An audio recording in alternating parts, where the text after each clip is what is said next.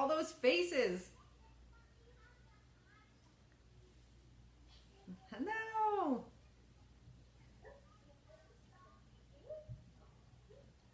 So cute.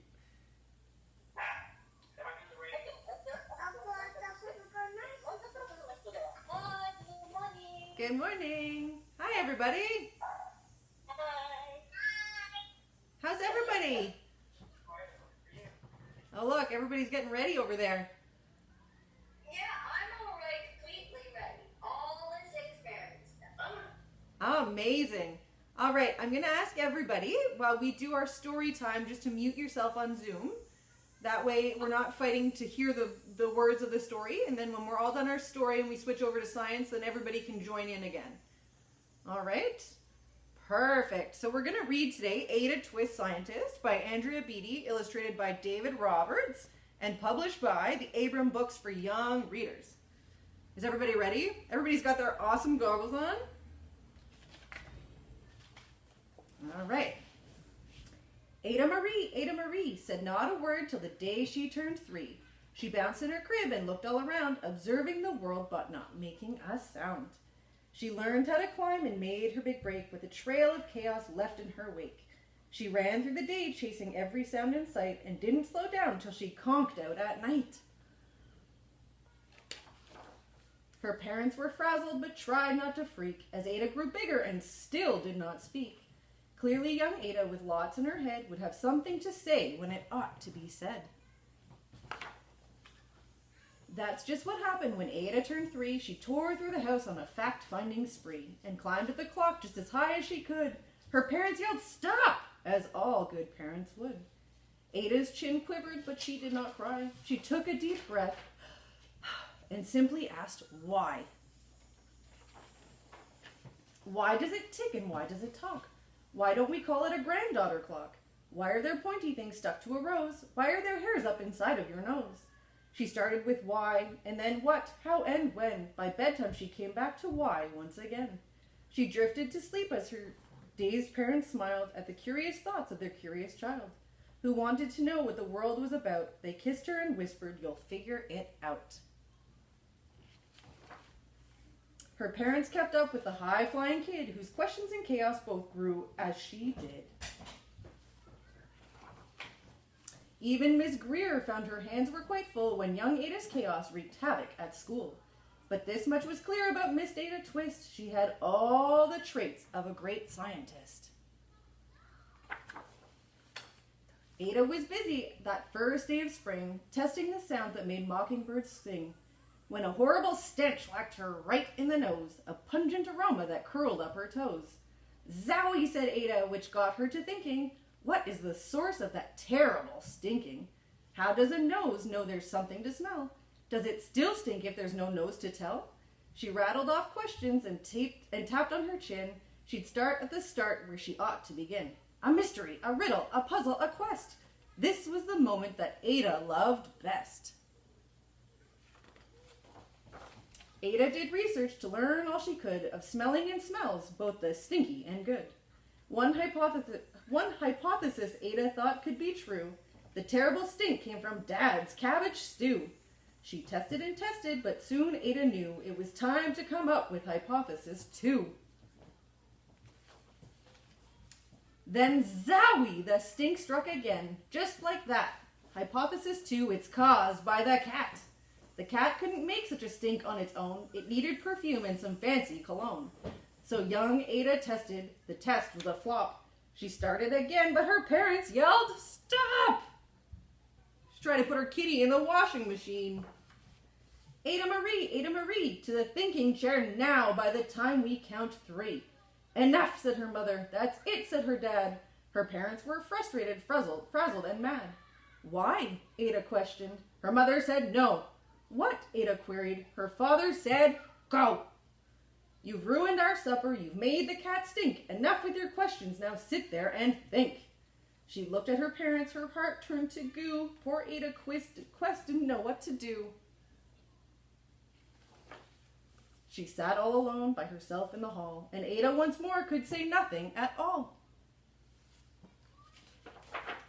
And so Ada sat, and she sat, and she sat, and she thought about science and Stu and the cat, and how her experiments made such a big mess. Does it have to be so? Is that part of success? Our mess is a problem, and while she was thinking, what was the source of that terrible stinking? Ada Marie did what scientists do. She asked a small question, and then she asked two. And each of those led her to 3 questions more, and some of those questions resulted in 4.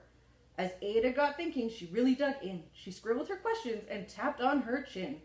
She started at why, and then what, how, and when, and at the end of the hall, she reached why once again.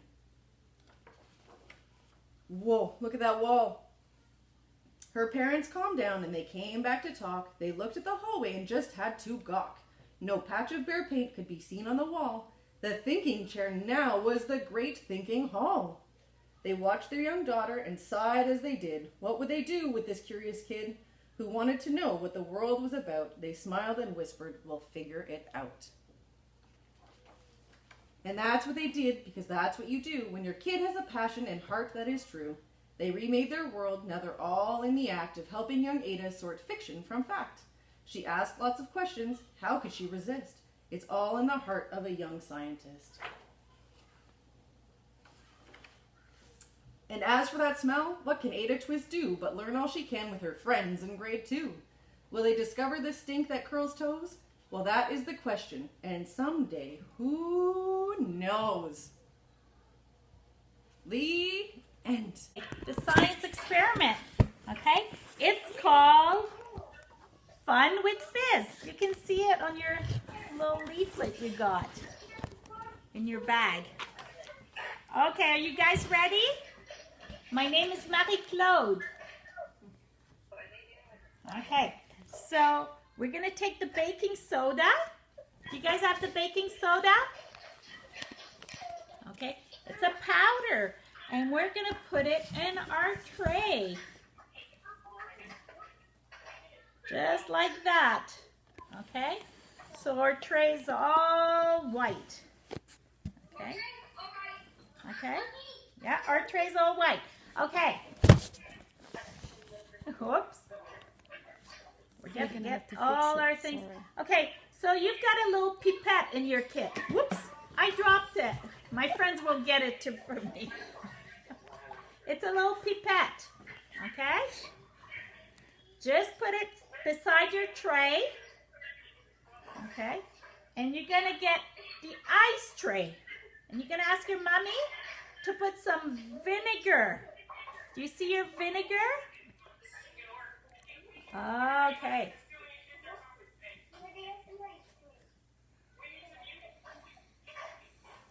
Are you guys all ready? Yeah. Okay, everybody put yourself to mute. And you can hear me. Okay, perfect. I could see that you were having a lot of fun with Mommy and Daddy, yes. Okay, so we've got our vinegar, okay, and we've got our pipette, okay. So if you have color, we'll tell you what we can do about it. So you take your pipette and you put it in your vinegar, okay, and then you go on your tray and you're gonna put some vinegar and see the bubbles. Can you see the bubbles? Oh, it's making lots of bubbles. I'm taking more vinegar and I'm making more bubbles. Okay. The bubbles, they create some gas and it's called carbon monoxide. Oh, carbon dioxide. Sorry, guys. And when you breathe, you exhale carbon dioxide. You go, and there's carbon dioxide coming out of your mouth. Okay, now you can take the coloring. If you don't have it at home, it's okay. Yeah, you can put the coloring into the ice tray. Go like this. I'm gonna put some red. in my ice tray. And I'm gonna put some blue.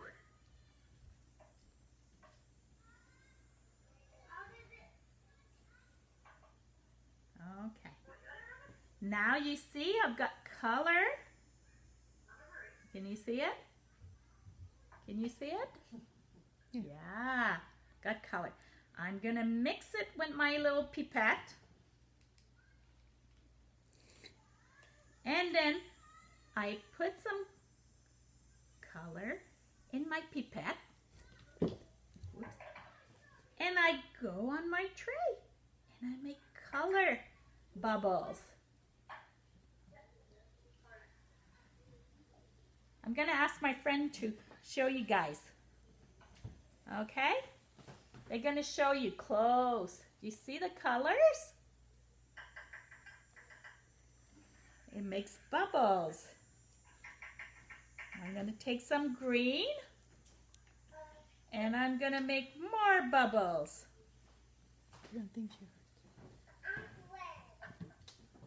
Okay.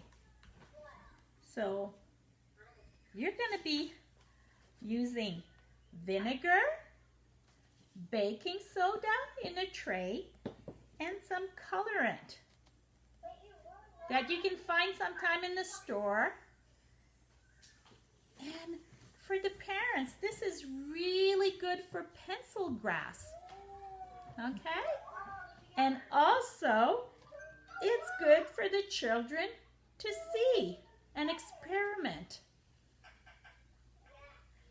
They see the consequences of putting vinegar on the baking soda. They see it makes bubbles. And you know something?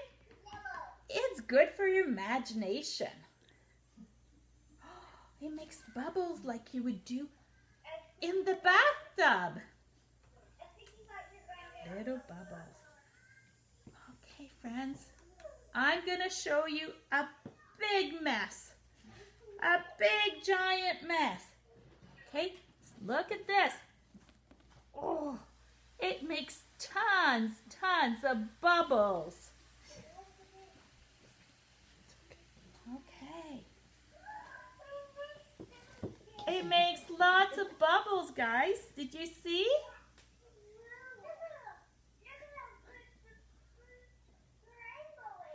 I can see you're working really hard.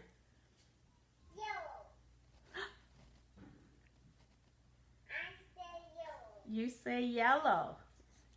I say green. Go check if somebody logged out. Are you guys having fun? I think that's the most important thing to do.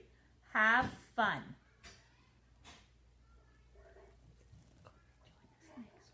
Come and join us next week. Bye, guys.